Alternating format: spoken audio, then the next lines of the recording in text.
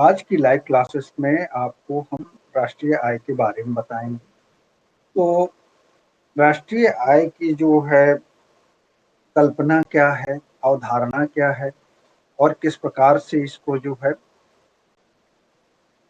आकलन किया जाता है, उसके बारे में आपको जानना है। 1949 में राष्ट्रीय आय समिति के अनुसार राष्ट्रीय आय जो है वो किसी अवधि विशेष में उत्पन्न वस्तुओं और सेवाओं की मात्रा जिसमें कि दो बार ना गिना जाए, डबल कैलकुलेशन ना हो, ठीक,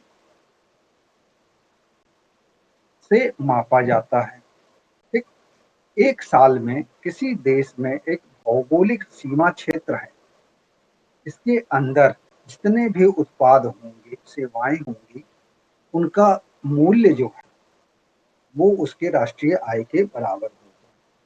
ठीक, और किसी भी देश की अर्थव्यवस्था में जो है यहाँ पे जो अवधि विशेष है, यह एक वित्तीय वर्ष है और भारत के जो है संदर्भ में ये 1 अप्रैल से 31 मई, इस साल का 1 अप्रैल और इस साल का 1 अप्रैल और अगले साल का 31 मार्च, मैं पहले जो है 31 मई बोल गया हूँ, सॉरी। तो 1 अप्रैल से 31 मार्च वाला जो समय है यह वित्तीय वर्ष होता है और इसी के बीच में जो है किसी भी देश के, जो अपने देश की हम बात करेंगे, भारत की अर्थव्यवस्था पढ़ेंगे, तो अंतिम वस्तुओं और सेवाओं का जो उत्पादन होता है उसका जो मौद्रिक मूल्य का योग जो होता है, ये राष्ट्रीय आय होती है।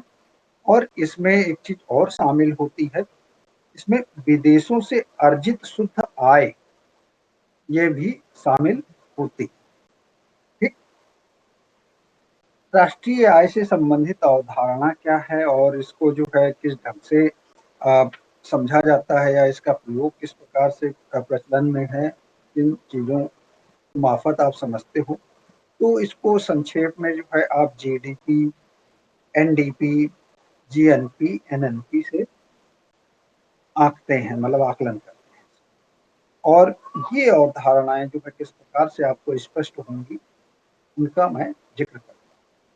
तो किसी भी देश की अर्थव्यवस्था में, जैसा कि आपको बताया, एक वित्तीय वर्ष में उसकी भौगोलिक सीमा के भीतर जो भी वस्तुएं उत्पादन हो रही हैं, उन जो अंतिम उत्पाद है उसका मूल्य जो है जोड़ा जाए, ये जीडीपी कहलाता है। और ये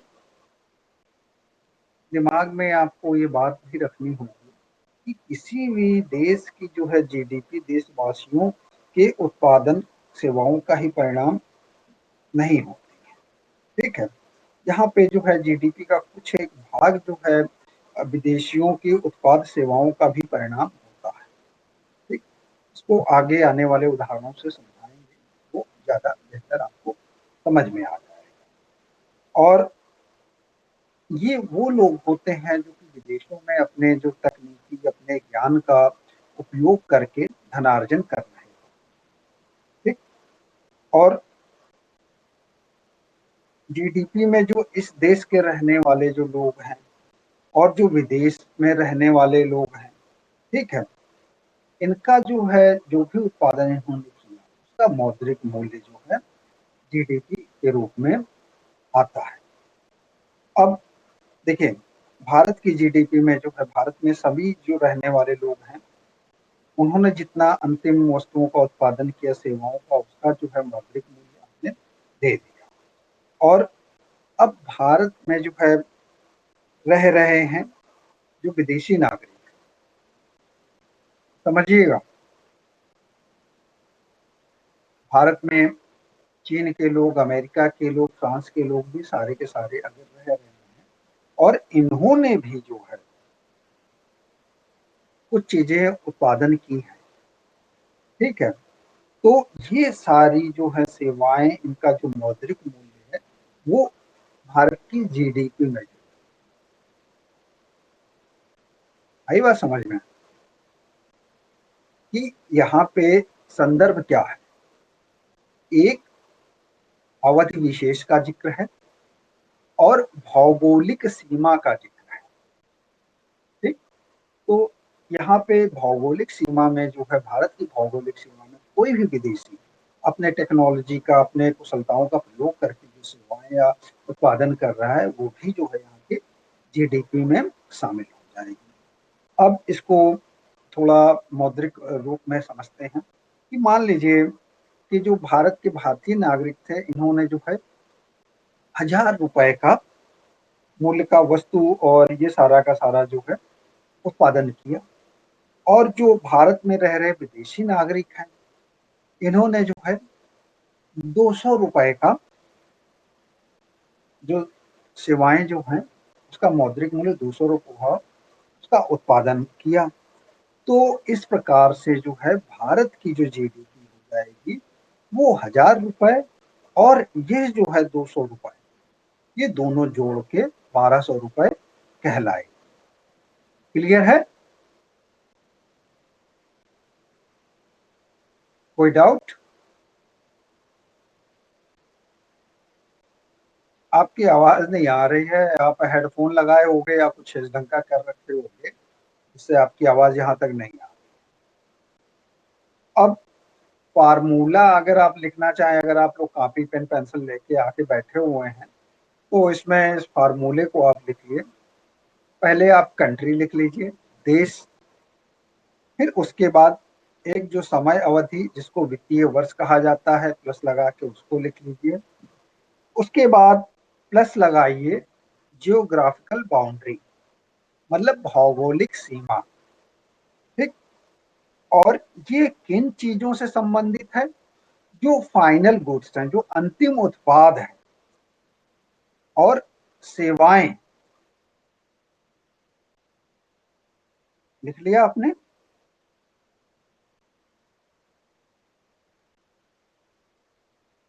जो कि विदेशियों द्वारा और भारतीय नागरिकों द्वारा उत्पादन हुई है। ठीक है? अब इसमें एक चीज आपके दिमाग में आ रहा होगा कि ये दोनों चीजें जो हैं क्यों कैलकुलेट करी जा रही हैं। तो यहाँ पे जो आपने फार्मूला लिखा है, आपने लिखा कंट्री, फिर किसी देश का है, कंट्री हो गया उसका वित्तीय वर्ष, फिर उसकी जियोग्राफिकल बाउंड्री जो है, उसमें रहने वाले भारतीय और भारत में रहने वाले विदेशी, इनके द्वारा उत्पादित वस्तुएं और सेवाएं। ठीक? इनकी जो टोटल वैल्यू निकल के आएगी रुपीज में, या जो भी आपके मानक हैं, डॉलर भी हो सकता है, रुपए भी हो सकते हैं, तो ये सब कुछ जोड़ने पे आपको जीडीपी मिल जाता है। यहाँ तक क्लियर है? जिसको जिसका माइक काम कर रहा है वो लोग जरा एक बार बताएं। तुम्हारा ठीक? और अगर जीडीपी को जो है प्रयोग करना है, तो ये जीडीपी प्रयोग कहाँ कहाँ पे हो? जीडीपी हमेशा जो है, कई बार कहा जाता है कि इस देश की जीडीपी इतनी है, हमारी इतनी है, हमारी इतनी है तो उसकी उतनी है। ठीक है? तो ये जो जीडीपी की अवधारणा है, इसका प्रयोग जो है तुलनात्मक अर्थशास्त्र में किया जाता है। आर्थिक अध्ययनों के लिए तुलनात्मक अर्थशास्त्र में इसका उपयोग किया जाता है। अब इससे एक चीज क्या समझ में आई कि उत्पादन जितना अधिक होगा, वहां की जीडीपी ज्यादा होगी। ठीक?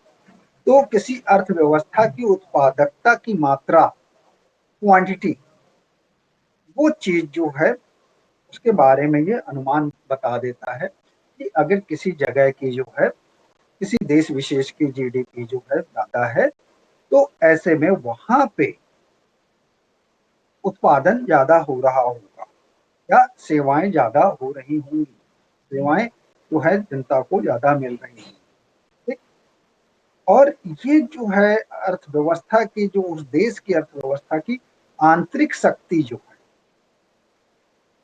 उसको भी जाहिर करता है, आपको बता देता है कि किसी जगह पे अगर जीडीपी ज्यादा हो रही है, तो उससे समझ में आ जाता है कि उस देश का आर्थिक विकास किस प्रकार से है। और जीडीपी में जो है जो परिवर्तन होता है, जो वार्षिक प्रतिशत निकलता है परिवर्तन का, ये उसकी ग्रोथ रेट होती है। पिछले साल का जीडीपी मान लीजिए 10 था, इस बार जो है जीडीपी आपका 12 हो गया। तो यहाँ पे जो है जो अंतर आया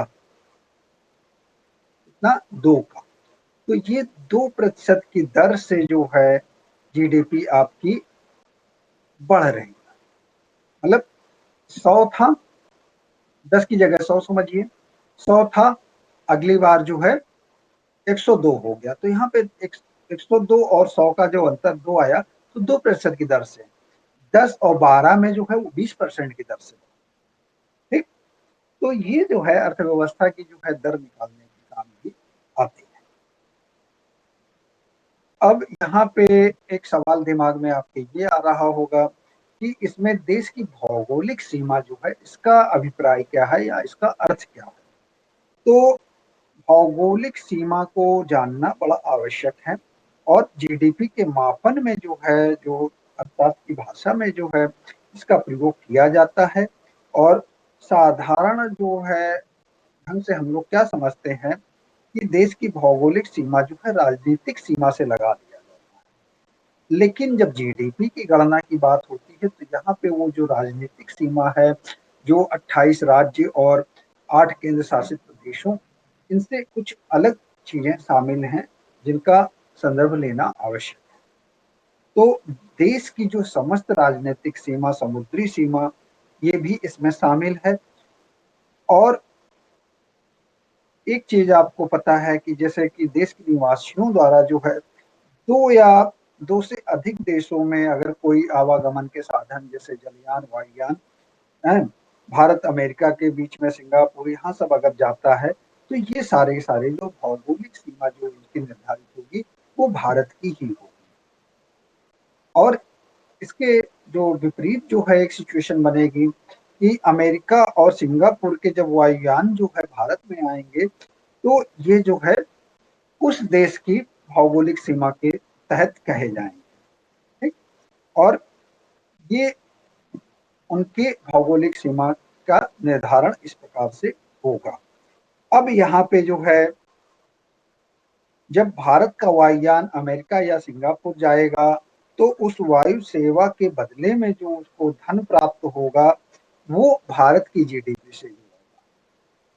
सही बात समझ में, अगर उसको डॉलर्स में कुछ मिल रहा है तो भारत की जीडीपी में आ जाएगा। ठीक, अब इसके बाद जो है मछुआरे होते हैं तो उनकी मछली पकड़ने की नौकाएं और ओएनजीसी के जो यान हैं या जो समुद्र तटों पे जो है तैरते हुए कुछ प्लेटफॉर्म हैं जो कि देश के निवासियों द्वारा जो है अंतर्राष्ट्रीय सीमा पे चलाए जा रहे हैं। तो यहाँ पे जो है वो क्यों वहां पे जा रहे हैं, क्योंकि अंतर्राष्ट्रीय सीमा में जाने का उनके साथ जहाँ जिस सीमा में वो हैं उसके लिए कुछ ना कुछ अनुबंध या अधिनियम जो निर्धारित किए गए हैं उनका पालन किया जा रहा है। ठीक है, तो ऐसे में जो है अधिकार प्राप्त जो क्षेत्र है वहां पे जो है अगर ये सारे काम जो है भारत का कोई निवासी कर रहा है तो वो जो है उस देश की भौगोलिक सीमा के अंतर्गत।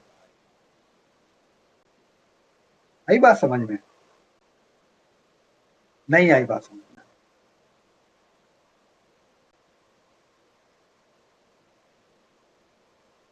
देखिए, आप अंतरराष्ट्रीय सीमा में जाके जो समुद्र तट की एक 12 मील वाली सीमा तो आपकी हो गई, इसके बाद जो है 200 मील वाली सीमा होती है। फिर उसके बाद जो है अंतरराष्ट्रीय सीमा जो चालू हो जाती है, अगर उसमें आप चले जाएंगे और वहां से आप जो कुछ भी चीजों का उत्पादन आपके साथ में आ जाएगा वो उस देश की सीमा में शामिल हो। ठीक, अब देशों का जो है विदेशों के साथ जो कुछ संबंध होता है तो इसी क्रम में जो है दूसरा दूतावास या वाणिज्यिक दूतावास या कुछ मिलिट्री इस्टेब्लिशमेंट जैसे कि भारत की जो अटैची थे 2019-20 में वो रशिया गई। ठीक, तो ये सारी चीजें कुछ एक जो है वैज्ञानिक जो इस्टेब्लिशमेंट होते हैं, स्टेशन होते हैं, जैसे गंगोत्री में पड़ा हुआ है आपका, और कुछ एक इंफॉर्मेशन एंड इमिग्रेशन ऑफिसेस जो होते हैं अन्य देशों में होते हैं, और कुछ एक सहायक एजेंसियां जो हैं ये भी जो है बनाई जाती हैं। जैसे कि मान लीजिए कि विदेशों के नाम लीजिए आप, अमेरिका, कनाडा और जापान जैसे देशों में भारत के दूतावास हैं। तो ये क्षेत्र जो है भारत की भौगोलिक सीमा में, अगर वहां पे ये व्यक्ति जो है कोई अपराध करेंगे तो इनके जो है दंड विधान जो है भारत की दंड विधान जो है उनसे लागू होते हैं। ठीक। और जो भारत में इन देशों के जो दूतावास हैं वो उन संबद्ध देशों की जो भौगोलिक सीमा के अंतर्गत आए। तो किसी देश की भौगोलिक सीमा हमेशा उस देश की राजनीतिक सीमा से बड़ी हो। क्लियर हो गया? वसुधैव कुटुंबकम। अब बात करते हैं नेट डोमेस्टिक प्रोडक्ट की, एनडीपी।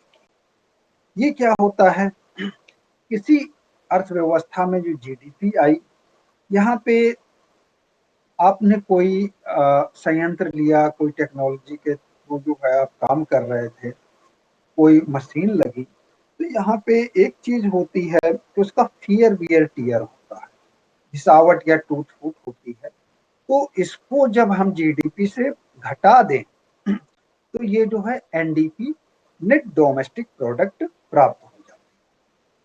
समझ गए?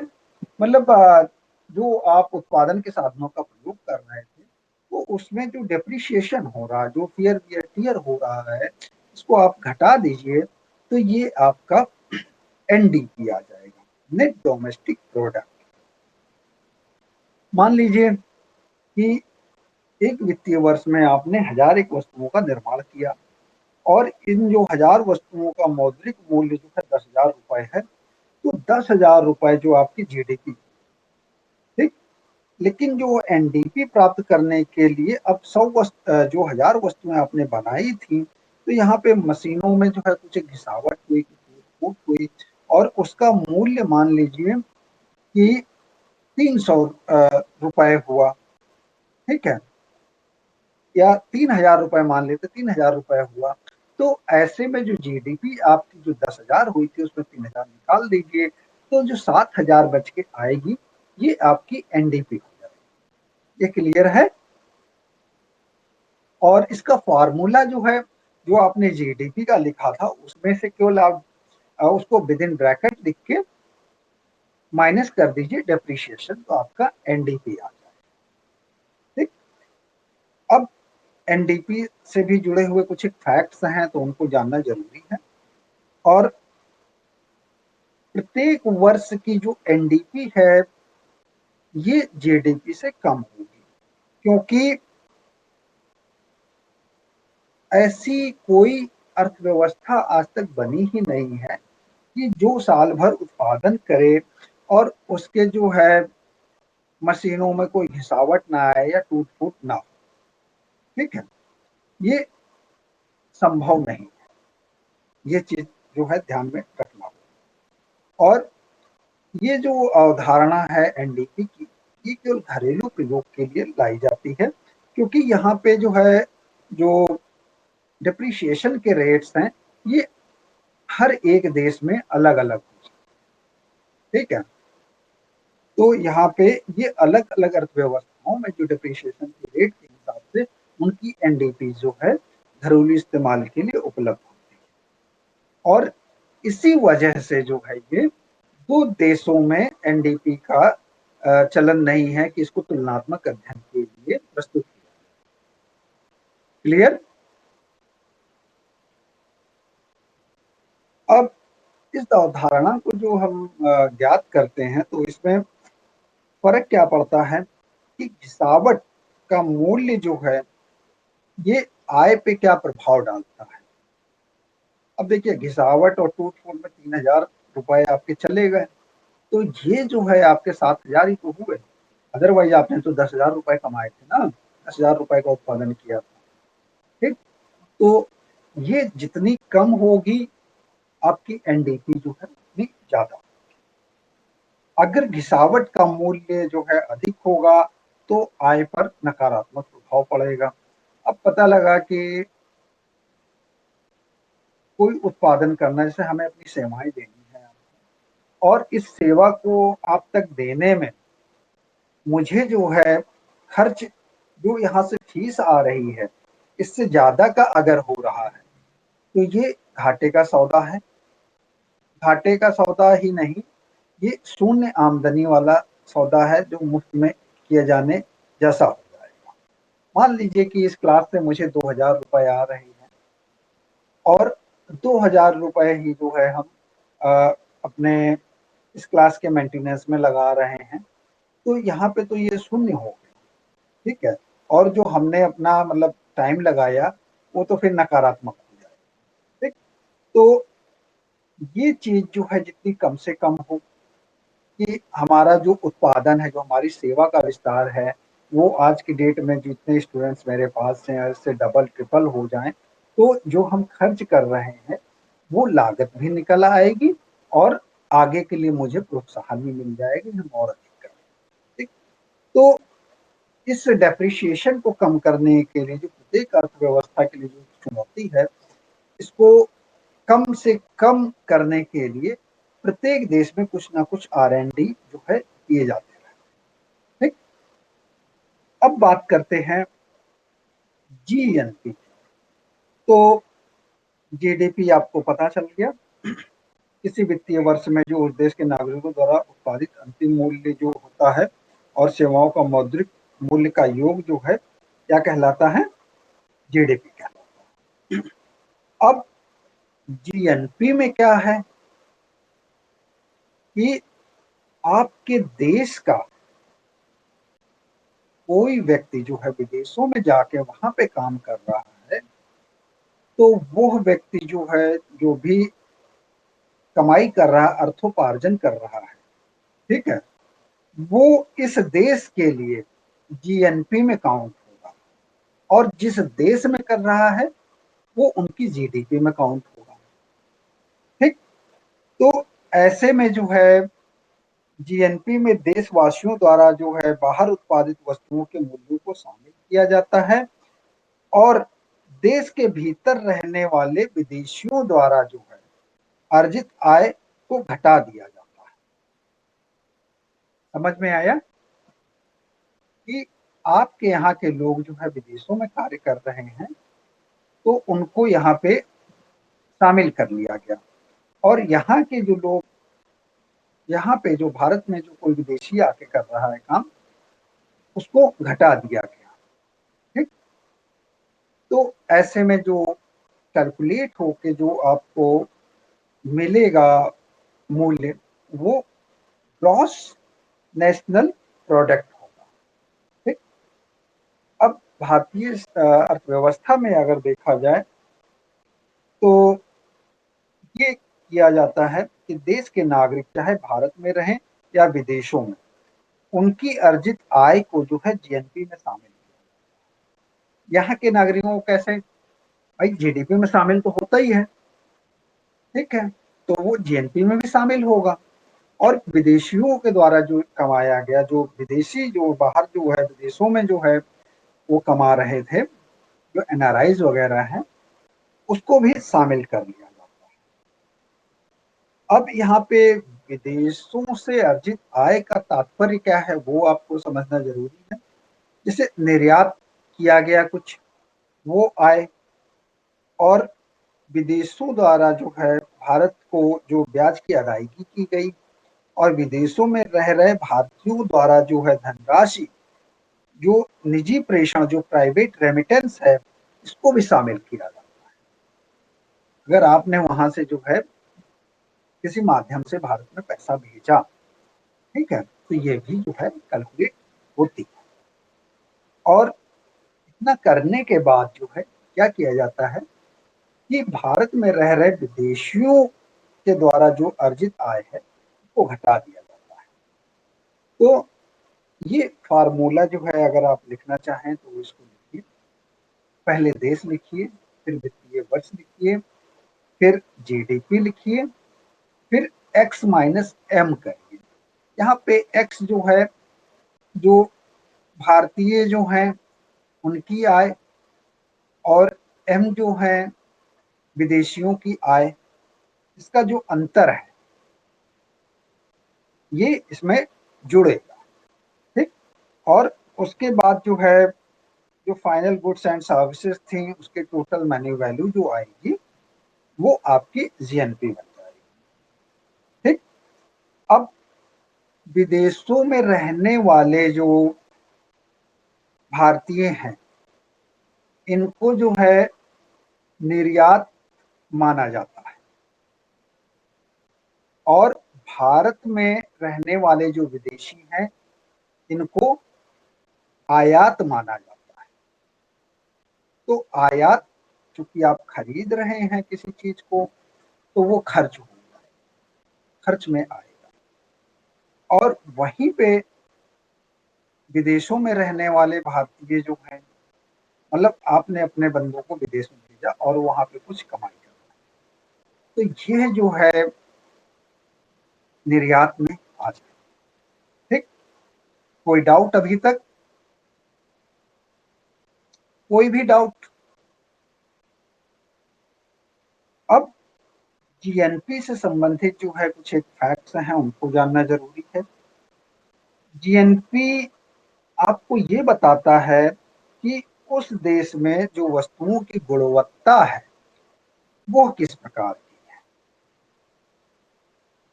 ठीक है,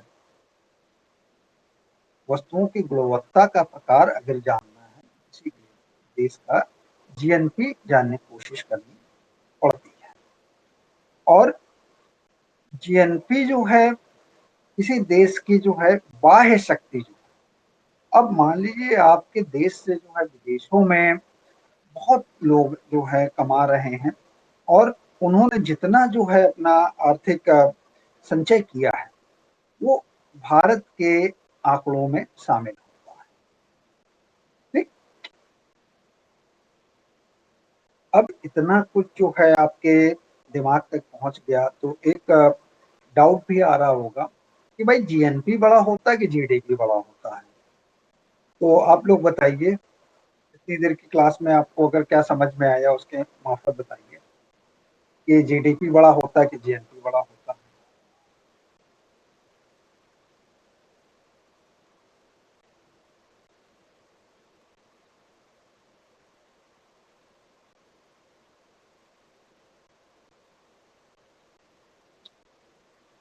थोड़ा सा संतुलित विचार करने की आवश्यकता है। ये प्रश्न इतना बड़ा नहीं है। अगर आपने दो फार्मूले जो बताए थे अगर उनको लिखा और उस पर थोड़ा सा भी मनन किया होता तो इसका उत्तर देने में इतनी देर नहीं लगती। देखो, जीडीपी और जीएनपी में कोई भी किसी देश का बड़ा हो सकता है। ये निर्भर किस पे करता है? अगर आपके यहाँ पे जो तकनीकी विकास अच्छा है तो आपके यहाँ के उत्पादों की गुणवत्ता अच्छी होगी, उनका अधिक मूल्य है। ठीक है, अगर आपके जो है व्यक्ति विशेष जो हैं ये ज्यादा कुशल हैं और विदेशों में रह के अगर उन्होंने अपनी कुशलता के परिचय दे के अधिक धन भारत को या विदेशों से जो अपने देश को भेजा है, तो ऐसे में जो है भारत में रहने वाले जो विदेशी हैं अगर उन्होंने जो है यहाँ पे इस टेक्नोलॉजी का प्रयोग करके जो निम्न स्तर की मान लीजिए टेक्नोलॉजी इस्तेमाल करी तो उनकी आय कम होगी। ठीक है, ये कम भेज पाएंगे। भाई, रुपए में कमा के डॉलर में बदलोगे तो कम ही होगा, और डॉलर में कमा के उसको रुपए में बदलोगे तो ज्यादा नहीं हो जाएगा। तो इस ढंग का है, इसी वजह से जो है इसमें कोई भी परिवर्तन हो सकता है कि जीडीपी भी बड़ी हो सकती है और जीएनपी भी। अगर यहाँ पे विदेशी ज्यादा कमा के भेजने लग जाएंगे तो जीएनपी कमजोर हो जाएगी। ठीक है, आई बात समझ में? तो ऐसी चीजें हैं। अब जैसे कि जो विकसित देश हैं वहां पे तकनीकी विकास बहुत ज्यादा है इसलिए उनका जीएनपी भी ज्यादा होता है और जीडीपी खैर जो है सो है। और जो विकासशील देश होते हैं यहाँ पे जीडीपी ज्यादा होता है, मतलब जीडीपी का मूल्य जो है ज्यादा निकल के, ना कि जीएनपी। क्लियर हो गया? अब इसको अगर समझना है तो विदेश में रह रहे जो विदेशी ना जो कोई दूसरा देश है, उस देश में जो नागरिक रह रहे हैं, मान लीजिए उन्होंने जो है 1500 रुपए का उत्पादन किया, और वही जो है विदेश वाले नागरिक जब है भारत में रहते हैं, ठीक है, तो उनके उत्पादन की चर्चा जो है थोड़ी देर बात करेंगे। तो अमेरिका में अगर अपने देश के लोग रह रहे हैं, अब उन्होंने 1500 का किया था और हमारे देश वालों ने जो है 200 का किया, और भारत में जो रह रहे थे जो विदेश के लोग, उन्होंने क्या किया, उन्होंने 800 रुपए का उत्पादन जो है मूल्य जो है इसका कर लिया। तो अब जो है विदेश जो था, मतलब जो दूसरा देश था, उसकी जीएनपी कितनी हो जाएगी? 1500 हो जाएगी और 800 हो जाएगी, और 15 8 कितना हो गया? 2300। और इसमें से जो है 2300 में से जो है आप यहाँ पे ये जीएनपी आपकी हो जाएगी अमेरिका की। और जीडीपी की जब बात करेंगे तो 1500 में जो है 200 रुपए जो है इसको जोड़ लेंगे, तो यहाँ पे देखेंगे कि आप जीएनपी जो है वो 2300 रुपए हो गई, और जीडीपी उस देश की जो है केवल 1700 रुपए रह गई। अब यही चीज जो है भारत में होगी। भारत के लोगों ने मान लीजिए कि 1000 रुपए का उत्पादन किया, और जो भारत में रह रहे जो अमेरिकी थे या विदेशी जो थे, उन्होंने कितने का किया था? 800 रुपए का, ठीक है। और जो विदेश में जो अमेरिका में रह रहे जो भारतीय थे, उन्होंने कितने का किया था? 200 का किया था। तो यहाँ पे जो है भारत की जीडीपी जो होगी वो 1000 प्लस 800 रुपए, 1800 रुपए जो है आपकी जीडीपी हो जाएगी। और जीएनपी की जब बात आएगी तो 1000 में वो 200 रुपए जुड़ जाएंगे, विदेश में रह के भारतीय कमा रहे थे, तो 1200 हो जाएगी। तो यहाँ पे आपको अंतर समझ में आ गया कि ये इंटरनल और एक्सटर्नल का तुलना करनी कैसे है, इस ढंग से हो जाती है। क्लियर हो गया? अब जीडीपी और जीएनपी के मध्य अंतर जो है, अब कुछ दिन पहले की हम बात करते हैं जब भारत और चीन के संबंध बड़े अच्छे थे, लोगों में इतनी ज्यादा भावनाएं नहीं थी, उनके खिलौनों को जो है भारत में खिलौना ही समझ के खेला करते थे। तो अब मान लीजिए कि यहाँ पे कोई दूसरा देश जो है वो अपनी एक कंपनी जो है खोल लेती है, जो भारत में प्लांट स्थापित कर लेती है, और इस प्लांट से जो आय अर्जित होगी उसका आकलन कैसे होगा, इस चीज को आप समझिएगा। तो इसमें जो है जीडीपी और जीएनपी के जो बीच का अंतर है वो समझ में आ जाएगा। ठीक? नहीं समझ में आए तो इस वीडियो को फिर से जो है रिवाइंड करके देखिए। अब भारत की जीडीपी में इस कंपनी की जो इस प्लांट की आय जो है वो जुड़ेगी। कारण क्या है? जीडीपी की परिभाषा में जो है भौगोलिक सीमा का जिक्र है, और ये जो है उस देश की जिसकी कंपनी है उस देश की जीएनपी में ये चीज जुड़ेगी। ठीक? और कंपनी की जो है जो प्लांट है इससे अर्जित आय जो है भारत की जीएनपी में नहीं जुड़ेगी, क्योंकि ये जो है इसकी कंपनी है, उस देश की या चीन की कंपनी है, और ये जो है इसकी जो आय है चीन की जीडीपी में नहीं जुड़ेगी, क्योंकि ये जो कंपनी है या प्लांट जो है ये उसकी भौगोलिक सीमा में नहीं। तो इससे आपको ये चीज समझ में आ गई होगी कि जीडीपी के लिए जो है भौगोलिक सीमा महत्वपूर्ण होती है, ना कि व्यक्ति या कंपनी का स्वामित्व जो है किसका है। और जीएनपी के लिए जो है ये किस देश का या किस व्यक्ति का स्वामित्व क्या है, वो किस देश का नागरिक है, वो महत्वपूर्ण होती है, ना कि भौगोलिक से। ठीक, क्लियर हो गया? यहाँ तक कोई डाउट? ज्यादा भारी तो नहीं हो रहा है?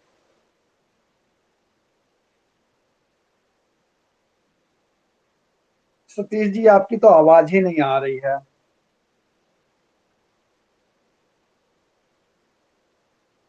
यहां तक में किसी कोई डाउट है? ये फैक्ट्स जो हैं इनको बड़े अच्छे ढंग से एक बार दो बार समझिएगा, रिवाइज करिएगा। जहां नहीं समझ में आए इस वीडियो को फिर से देखिएगा, और इस चीज को जब आपको समझ में आ जाएगा तो इसके आगे की जो क्लास है हमारी, राष्ट्रीय आय की जो गणना होती है वो होती है बाजार लागत पे और साधन लागत पे, उसका जिक्र करेंगे। ठीक, और उसके बाद जो है फिर आपको उससे संबंधित जो है टेस्ट वगैरह उपलब्ध करा, क्योंकि ये जानना बहुत ज्यादा चाहिए। जो कथन कारण वाले जो प्रश्न आएंगे, सत्य असत्य वाले प्रश्न आएंगे, वो कुछ कोर चीजें हैं जिनको आप यहाँ समझ लेंगे तो परीक्षा भवन में आपको वो संशय नहीं रहेगा। ठीक है, और संशय ना रहे इसी के लिए हम जो है यहाँ पे कार्य कर रहे हैं। ठीक है, तो होप सो कि आपको जो है कोई दिक्कत नहीं हुई है। और बाजार लागत और साधन लागत अगर इनकी आज जो है हम चर्चा करें तो यहाँ पे सीधी सी बात है कि जो भी बाजार लागत जो है आती है उसमें उस वस्तु को उत्पादित करने की लागत और उस पे जो इनडायरेक्ट टैक्स जो है ये जुड़ जाते हैं। और जब सरकार द्वारा उत्पाद को कम मूल्य पे बेचा जाता है तो उसमें से सब्सिडी जो है वो घटा दी जाती है। ठीक, ये कल जो क्लास दे रहे हो उसके लिए आपको एक जो है एक प्री डोज है, इसको थोड़ा सा समझ लेंगे तो कल चीजों को समझने में आसान। मान लीजिए कि सरकार ने जो है अपनी संस्थाएं लगाई हुई हैं और ऐसे में जो है उसने किसी वस्तु का उत्पादन किया। सपोज सैनिटाइजर का नाम ले लेते हैं। सैनिटाइजर को उत्पादित करने की जो है लागत आई वो मान लीजिए 500 रुपए आई। अब इस पे जो है टैक्स लगा दीजिए। टैक्स चलो 18% लगा देते हैं, 18 पंजे 90 रुपए का टैक्स हो गया। और इसके बाद जो है अब सरकार ने देखा कि भाई ये कोविड-19 के जो संक्रमण में रोकने में सहायक है, तो जो सैनिटाइजर है अब ये जो 590 रुपए का हो गया था, तो इस पे सरकार ने कहा देखिए हम कल्याणकारी राज्य की स्थापना करने वाले लोकतांत्रिक हैं, तो ऐसे में जो सरकार ने जो है सब्सिडी दे दी कि भाई ना आपका घाटा हो ना हमारा घाटा। तो ऐसे में जो सरकार ने मान लीजिए सब्सिडी आपको दे दी 40 रुपए की। तो सब्सिडी देने के बाद जो है अब इस सैनिटाइजर का जो है मूल्य क्या आया, 500 रुपए था। 500 रुपए टैक्स लगा, 90 रुपए, 18 पंजे 90, और यहाँ पे आपको सब्सिडी मिल गई 40 रुपए। इस प्रकार से जो इसका जो है बाजार लागत जो है सैनिटाइजर की आ गई, कितनी आ गई बताएगा कोई? सतीश के अलावा किसी की आवाज ही नहीं निकल रही और सतीश की आवाज यहाँ तक पहुंच नहीं रही है। तो ये जो है लागत निकल के आई 550। क्लियर हो गया?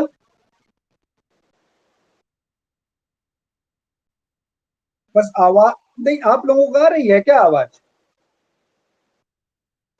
सतीश की आवाज आप लोगों को आ रही, मुझे नहीं आ रही है।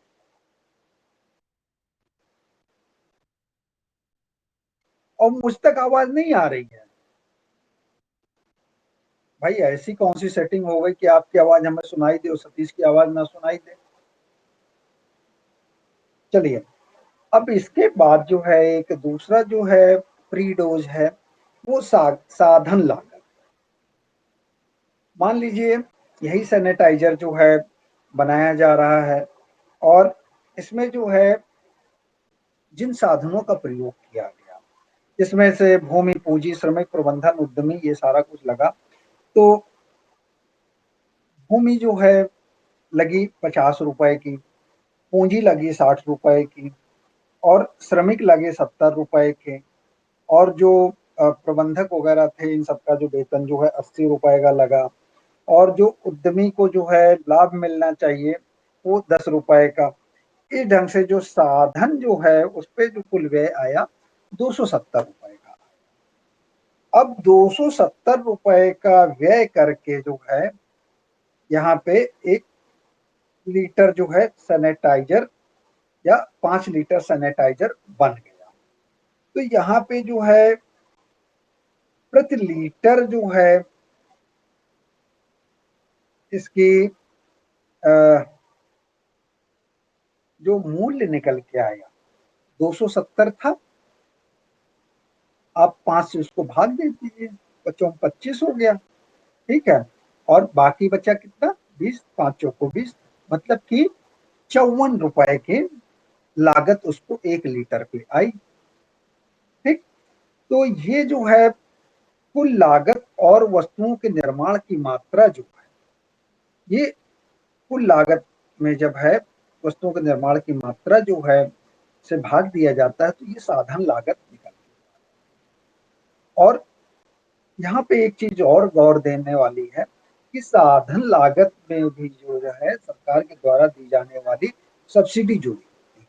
अब मान लीजिए यहाँ पे आइसोप्रोपाइल अल्कोहल और ग्लिसरीन इन सबका प्रयोग किया गया, तो ऐसे में जो है इन पे भी जो है कुछ ना कुछ जो है सब्सिडी मिलेगी। तो इस प्रकार आप देखेंगे कि जो जीडीपी है, जो लागत वाली एक आधार वर्ष जो है उसके लिए जो है दो होंगे, एक होगी बाजार लागत पे और दूसरी होगी साधन लागत। समझ में आया? बाजार लागत को जो है मार्केट कॉस्ट बोलते हैं और साधन लागत को फैक्टर। तो ये जीडीपी जो है दो तरह की निकल के आई। और एक चीज आप ध्यान दीजिएगा कि साधन लागत पे जीडीपी जो है बाजार लागत पर जीडीपी की तुलना में कम रहती है, क्योंकि यहाँ पे 270 रुपए ही लगा के 5 लीटर बने, और आप बेच कितने में रहे थे, 550 रुपए पे आप बेच रहे हो 5 लीटर। वहां पे आपको 110 रुपए लीटर का जो है, यहाँ 54 रुपए पड़ा और आप 110 का बेच रहे हो, उसका डिफरेंस निकाल लो। ये इतना अंतर आपको एक प्रोडक्ट पे आया।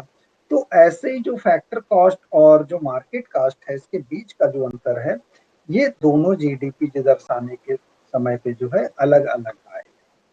ठीक, आज के लिए फिलहाल इतना ही। बाकी इतना आप रिवाइज करके आइए, वीडियोस को बार बार देखिए।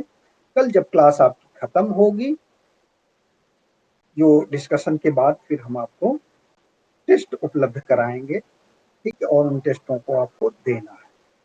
स्तर उसका कुछ भी हो, वो जिस स्तर का भी है, आपके लिए उन टेस्ट का देना अनिवार्य है, ठीक है।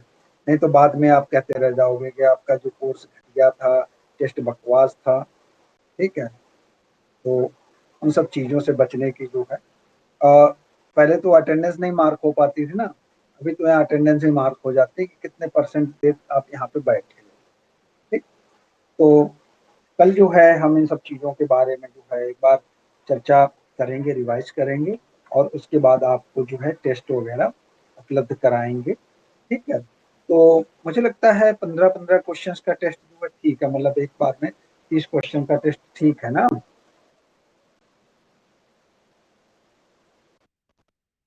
ओके, किसी की आवाज आई, संदीप की? तो संदीप तो टॉपर हैं भाई दोनों टेस्ट के। संदीप ने काफी अच्छा प्रदर्शन किया है। हाँ, दोनों टेस्ट के टॉप।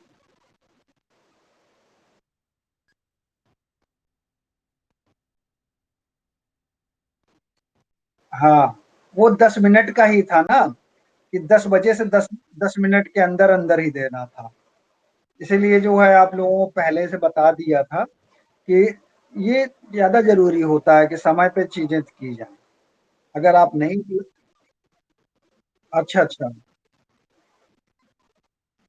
अच्छा, अच्छा। चलिए।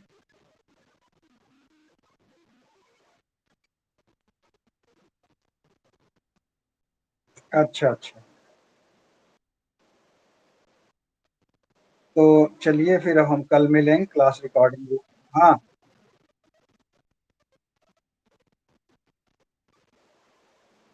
सतीश भैया की आवाज़ ही तो नहीं आ रही है।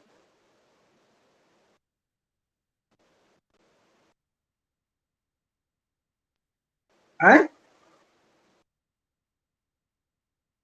हाँ, तो मेरे पास तो उसका रिज़ल्ट कुछ आया ही नहीं। ये कैसे दे दिए? हैं? अटेम्प्ट ही नहीं कर पाओगे भाई टाइम के बाद? अटेम्प्ट ही नहीं कर पाओगे भाई? चलो, अगर दोबारा देने की इच्छा होगी बता देना, आपका जो है इसको वो कर देंगे, क्या बोलते हैं, रीशेड्यूल कर देंगे, कोई दिक्कत नहीं है। बस पढ़िए, अच्छे ढंग से पढ़िए। अरे कर देंगे, अब अभी कर दें? सुबह-सुबह कर देंगे, फ्रेश मूड से उठिएगा आराम से, ठीक है? कल सैटरडे है, परसों संडे है, तो संडे की क्लास नहीं होगी, सैटरडे की होगी, ठीक है?